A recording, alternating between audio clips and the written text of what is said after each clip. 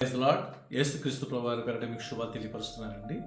ఈ వీడియో యొక్క సారాంశం ఏంటంటే, క్రీస్తు విజయం జాన్ బాబు గారు తన ఛానల్లో విజయప్రసాద్ ఒక మానసిక రోగి అని ఒక thumbnailతో వచ్చినప్పుడు ఏమిటా అని దాన్ని చూడటం జరిగింది. దాని యొక్క పూర్వ వైభవానికి మనం వెళితే, పాస్టర్ అమ్మతేజ గారు చేస్తున్న స్వస్థతల అద్భుతాల గురించి విజయప్రసాద్ రెడ్డి గారు అవి కరెక్ట్ కాదు అన్నట్లుగా వాక్యపు వివరణ ఇచ్చారు. దానికి కౌంటర్గా జాన్ బాబు గారు, పెద్దవారు, చాలా విశ్లేషణ బాగా చేస్తారు, వారంటే నాకు చాలా అభిమానం, ఆ అన్నయ్య గారు విషయం ఇంకా ఎంత బాగుంటుందని చూడటం జరిగింది.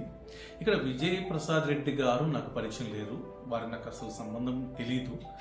తర్వాత జాన్ బాబు గారు కొంత పరిచయం అంటే వారికి తెలియదు, నాకు ఎలా అంటే వారు ఒకసారి ఒక వీడియోలో ఆజ్ఞ వెంబడి ఆజ్ఞ సూత్రం వెంబడి సూత్రం అని చెప్పి వారి యొక్క కుమారుడు వివాహం టాపిక్ మాట్లాడినప్పుడు దాని టాపిక్లో ఫోన్ చేయటం, నిడదవలసినప్పుడు ఒకసారి కలవటం జరిగింది. కాబట్టి ఆ చిన్న పరిచయం ఉంది, వారికి తెలియకొచ్చు నాకు గుర్తుంది. అమ్మతేజ గారు అంటే నిజంగా తెలియదు, ఈ మధ్యకాలంలో ఈ స్వస్థతల టాపిక్ వింటున్నా అంతవరకే. ఇక్కడ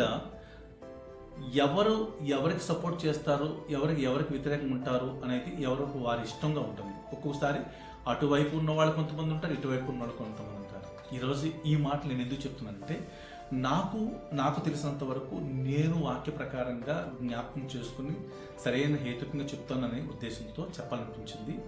కాబట్టి ఈ మాట చెప్తాను. ఒకటి, జాన్ బాబు గారు తన యొక్క thumbnail దాంట్లో చూస్తూ వెళ్తున్నప్పుడు, ఈరోజు భిన్నత్వంలో ఏకత్వంగా ఉన్నారు క్రైస్తవ సంఘాలన్నీ చాలా బాగా కలిసిపోయినాయి. ఇంచుమించుగా అనేక ఫెలోషిప్లు కానీ, లేకపోతే లోదర్ని కానీ, బాప్టిస్ట్ కానీ, బ్రదర్ని కానీ, ఇవన్నీ కూడా. అలాంటి వాటిలో ఈ యొక్క విజయప్రసాద్ రెడ్డి గారు మాట్లాడిన ఈ సందర్భాన్ని బట్టి ఈ రెండుగా విడిపోతే ఏమో, ఎందుకంటే ఎవరి డినామినేషన్ వాళ్ళకున్నా అందరము ఒకే ఏకతాటిపై వస్తున్నాము, పద్ధతులు వేరుగా ఉన్నా. అయితే ఈ ప్రసాద్ రెడ్డి గారు మాట్లాడిన మాటను బట్టి దాదాపుగా చీలికైపోతుందని భయం వేస్తుంది నాకు అని అన్నారు. అయితే జన్మబన్నయ్య గారు, మీకు ఒక విషయం చెప్పటం అంటే తెలియపరచాలని అనుకుంటున్నాను.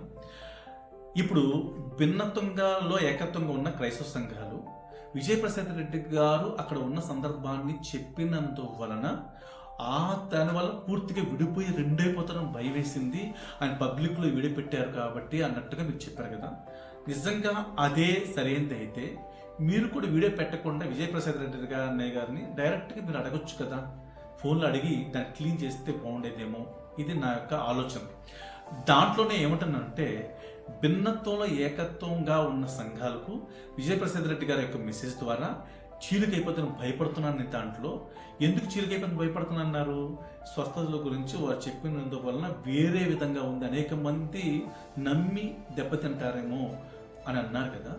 మరి ఇదే సిచ్యువేషన్ పాస్టర్ అమ్మతేజ గారు కూడా చేస్తున్న స్వస్థతల విషయంలో కూడా కొంతమంది అవి కూడా నమ్మక ఏంటి ఇలాంటి బోధలు అని చెప్పి వారు కూడా ఏకత్వంగా ఉన్న వాళ్ళు విడిపోయే అవకాశం లేదా? ఇది కరెక్ట్ అయినప్పుడు అది కూడా కరెక్ట్ అవుతుంది కదా అన్నయ్య గారు, అర్థం చేసుకోండి. ఇదొక పాయింట్. రెండో పాయింట్ ఏంటంటే, విజయప్రసాద్ రెడ్డి గారు కేవలం వాక్యాన్ని నమ్ముతారు అని అన్నారు. నిజమే, ఎవరైనా వాక్యాన్ని నమ్ముతారు. అక్షరము చంపును, ఆత్మ జీవింపు చేయొచ్చునని బైబిల్లో చెప్పిన మాట 100% కరెక్టే. అయితే అక్షరం అంటే వాక్యమే కదా. వాక్యం ఎవరై ఉన్నారు? యోహాను 1:2 ప్రకారంగా వాక్యమే దేవుడై ఉన్నాడు ఉంది కదా. అంటే అక్షరమే దేవుడుగా, ఆ దేవుడే జీవం కలిగిన వాడిగా ఉన్నది కదా బైబిల్లో. అంటే వాక్యం జీవింపు చేస్తుందనే కదా అర్థం. ఒకసారి అన్నయ్య గారు మీరు ఆలోచించాలి. అంటే అక్షరం అనేదే వాక్యమే దేవుడు. ఇందులో రెండో విషయం ఏంటంటే, మీరు అక్షరం కాబట్టి మీరు ఆ వాక్యాన్ని నమ్ముతారు, ఆత్మ నమ్మరు అన్నారు కదా.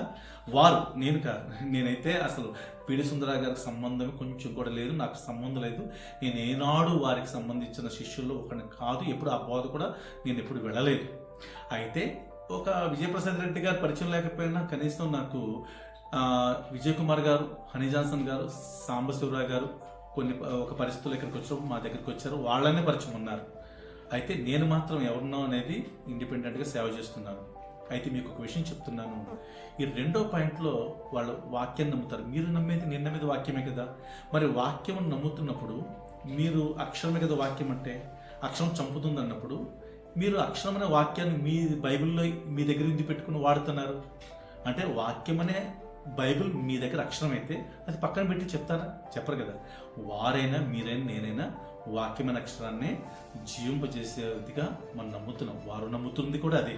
రెండవది, మూడవ పాయింట్ ఏంటంటే విజయప్రసాద్ రెడ్డి గారు స్వస్థతలు నమ్మరు, పిడి సుందరరావు గారి శిష్యులు ఎవరు కూడా నమ్మరు అంటే వారేమో నాకు తెలియదు, కానీ విజయప్రసాద్ రెడ్డి గారు నమ్ముతారు అన్నట్లుగా నేను నమ్ముతున్నాను. ఎందుకంటే ఇదివరకు ఎప్పుడు ప్రదీప్ గారి టాపిక్ 6 సంవత్సరాల క్రితం విజయప్రసాద్ రెడ్డి గారు మాట్లాడుతున్నప్పుడు ఆ ప్రదీప్ గారి యొక్క టాపిక్లోనే ఒక మాట మాట్లాడారు. ఏంటంటే స్వస్థతలు మీరు నమ్మరా అని అడిగితే డిబేట్లో అనుకుంటున్నాను ఆయన ఏమన్నారు తెలుసా, ఏమండి డాక్టర్స్ కూడా ఇంకా హోప్లెస్ అన్న తర్వాత అప్పుడు దేవుడు చేసే కార్యం స్వస్థత, అది నేను నమ్ముతానన్నారు ఆ రోజుల్లో. ఈ రోజుల్లో మీరు గమనిస్తే ఆయన స్వస్థతలు నమ్మరని మీరు అంటున్నారు కదా. ఈ మధ్యలోనే కొన్ని వీడియోస్లో చూస్తాము, ప్రార్థన ద్వారా స్వస్థతలు ఏదైనా సాధ్యమే, కానీ ఈ విధంగా కాదు. ఏ విధంగా ఇలాగే పేరు పెట్టి పిలిచే విధంగా కాదని మాట్లాడారు. అంటే వారు స్వస్థతలు నమ్ముతున్నారు జాన్ బాబు అన్నయ్య గారు.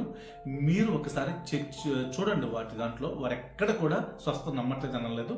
ప్రార్థన ద్వారా ఏదైనా అద్భుతాలు జరుగుతాయి అన్నారు. ఇంకొక దాంట్లో కూడా నేను చూశాను, వారు అన్నారు స్వస్థతల గురించి నేను ప్రార్థన చేస్తానన్నారు. నేను విన్నాను, అది మీరు కావాలంటే ఒకసారి చెక్ చేసుకోవచ్చు. ఇది తర్వాత మూడవ పాయింట్ ఏంటంటే స్వస్థతలు కాదు, మూడవది పేరు పెట్టి పిలిచే సందర్భం మీరు నమ్మరు. బైబిల్ లేదా అంటే ఉంది అంటూ మీరు నతనేయుల గారి గురించి లేకపోతే జక్కయ్య గారి గురించి టాపిక్ తీసుకొచ్చారు. 100% దేవుడు పేరు పెట్టి పిలుస్తాడు. యెషయా గ్రంథంలో అన్నాడు కదా, నిన్ను పేరు పెట్టి పిలిచి ఉన్నాను అంటాడు కదా, నీవు నా సొత్తు అంటాడు కదా. పిలుస్తాడు పేరు పెట్టి, నో డౌట్.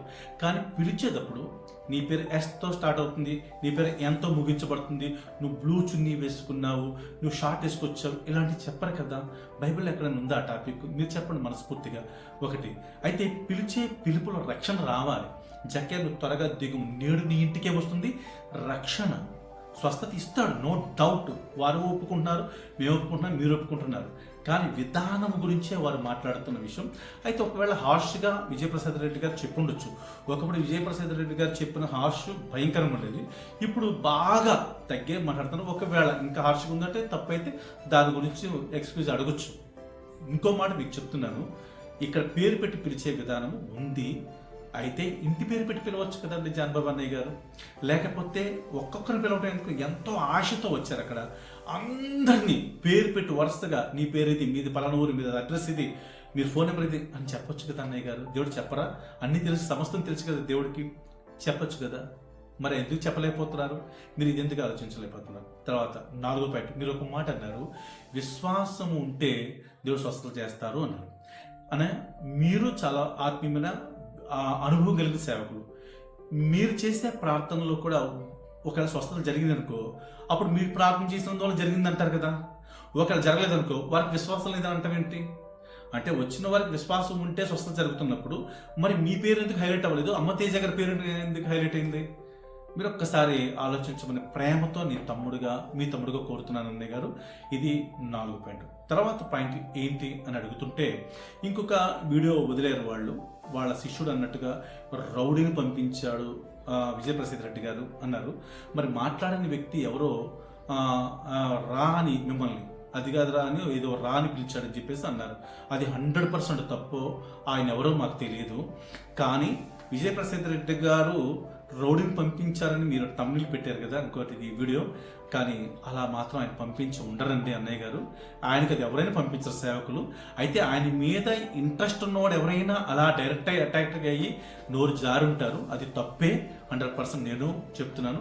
అది తప్పు అని చెప్పిన మీరు ఇదే వీడియోలో ఒరే పిచ్చోడా అని మాట్లాడిన కూడా ఉన్నాయి. మరి మీరు కూడా అలా మాట్లాడకూడదు కదా. ఆయన మాట్లాడారంటే తప్పు, మరి మీరు మాట్లాడింది కూడా తప్పే కదా అన్నయ్య. తర్వాత ఇది 5వ పాయింట్. తర్వాత ఇంకో పాయింట్ ఉంది, అది ఏంటి అని అంటే, ఇప్పుడు ఒకవేళ నాతో పెట్టుకోవద్దు, మీ మీద నేను అదేంటి ఏ కేసు అన్నారు, పరువు నష్టం దావా వేస్తానని చెప్పి అన్నారు. అనే ఇంత వాక్యం తెలిసిన పెద్దవాళ్ళు మీరు ఎప్పుడు ఇంత హార్ష్గా మాట్లాడటం నేను వినలేదు. కానీ లూకాసువార్త 6:27లో ఒక మాట ఉంది, మీ శత్రువులను సైతం ప్రేమించుడి అని మాట్లాడుతున్న మాట.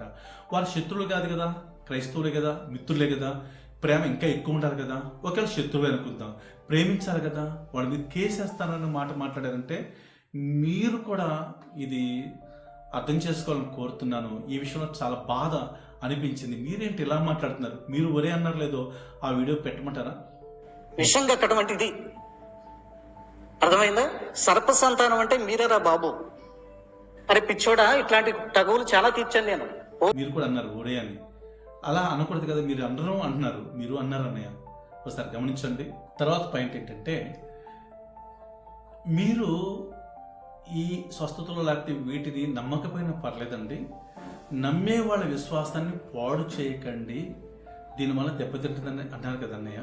అయితే మీరు చెప్పిన మాట చాలా చక్కగా అనిపిస్తుంది, కానీ ఇదే మాట అమ్మ తేజ గారి విషయంలో కూడా నమ్మకపోయినా పర్వాలేదు, నమ్మేవారిని పాడు చేయకండి అనే మాట వారికి వర్తిస్తుంది కదా. అంటే అర్థం ఏంటంటే స్వస్థతలు నమ్మరు అనుకుందాం ఎవరైనా.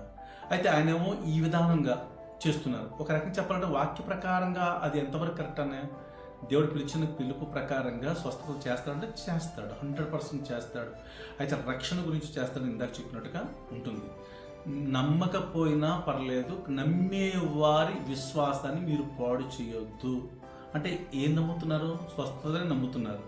అంతరంగ రక్షణ ఎక్కడైనా ఉందా అన్నయ్య మీరు చెప్పండి అనే ఒక ఫైనల్ ఒక మాట మీకు చెప్తున్నాను. జాన్ బాబు గారు, మీరు ఎల్ఈఎఫ్లో నుంచి వచ్చారు. ఎల్ఈఎఫ్ యొక్క కట్టడి పాపపు ఖండన గురించి చాలా డెప్త్గా ఉంటుంది కదా. మరి ఇంతగా ఎల్ఈఎఫ్లో నుంచి వచ్చిన ఆ ఫౌండేషన్లో ఉన్న మీరు కేవలం భౌతికమైన టాపిక్సే హైలైట్గా మీరు మాట్లాడటం చాలా ఆశ్చర్యంగా ఉంటుందన్నయ్య. నేను విజయప్రసాద్ రెడ్డి గారికి సపోర్ట్ చేసినట్టు ఉంటుందో కానీ వారు మాట్లాడింది కూడా హార్ష్గా మాట్లాడిన విధానము నేను ఖండిస్తున్నాను. ఖండించడం అలా మాట్లాడి ఉండకూడదు. వారు మాట్లాడున్నా ఒకవేళ పొరపాటే. అలానే వాడు వీడు అన్నాడు ఎవరిని, అమ్మతేజ గారిని అని చెప్పి మీరు చెప్పారు. అలా ఫాస్ట్లో ఫ్లోలో ఎవరు అమ్మతేజ అనే వాడు అన్నాడు తప్ప ప్రత్యేకంగా వాడు అన్నట్టుగా అనిపించలేదు. సరే, మీరు హైలైట్ చేశారు కాబట్టి సేమ్ మీరు కూడా మీ యొక్క ఛానల్లో కూడా మీరు కూడా వాడు ఒరే పిచ్చోడా ఎట్లా అని మీరు మాట్లాడారు, అరే అని. అది పొరపాటు, ఇది కూడా పొరపాటు సడన్గా ఫ్లోలో వచ్చిందని భావిస్తున్నాను. దయచేసి అర్థం చేసుకోనండి. ఇటు విజయప్రసాద్ రెడ్డి గారు, లేకపోతే ఇటు చూస్తేనేమో జాన్ బాబు గారు, అటు చూస్తే అమ్మతేజ గారు, వాక్య ప్రకారంగా ఒకటే. ఎవ్వరు చేసినా కానీ విధానం అది కరెక్ట్ కాదు. దేవుడు స్వస్థతలు ఇస్తాడు, అద్భుతాలు చేస్తాడు. ప్రాముఖ్యంగా అంతరంగ రక్షణ కావాలి. మారు మనసు వస్తే చాలు, అదే పరలోకం తీసుకెళ్తుంది. ఎంత అద్భుతాలు చేసినా మత్తయి 7వ అధ్యాయంలో 21, 22, 23 వచనాలు చూస్తే ప్రభువుని పిలిచేవాడు కాదు, తండ్రి చిత్తము నెరవేర్చాలి. ఒకటి ఆదరణలో అద్భుతాలు చేస్తామంటే మీరు ఎవరో నాకు తెలియదు అంటున్నాడు కదా. చేయొద్దంటారు, చేయండి అద్భుతాలు. మేము నమ్ముతున్నాము, అందరు నమ్ముతున్నారు. విజయప్రసాద్ రెడ్డి గారు కూడా నమ్ముతున్నారు. వారు కూడా ప్రేయర్స్ చేస్తున్నారు. మీరు ఒకసారి కావాలంటే వారిని అడగండి, నేను విన్నాను కాబట్టి. వారికి నాకు చిన్న పాయింట్ కూడా పరిచయం లేదు. నేను బైబిల్ పట్టుకుని హృదయపూర్వకంగా నేను చెప్తున్నాను, బైబిల్ పట్టుకొని చెప్తున్నాను. చిన్న పరిచయం కూడా మాకు తెలియదు వాళ్ళ యొక్క బోధ ఏంటో. Praise the Lord, praise the lord.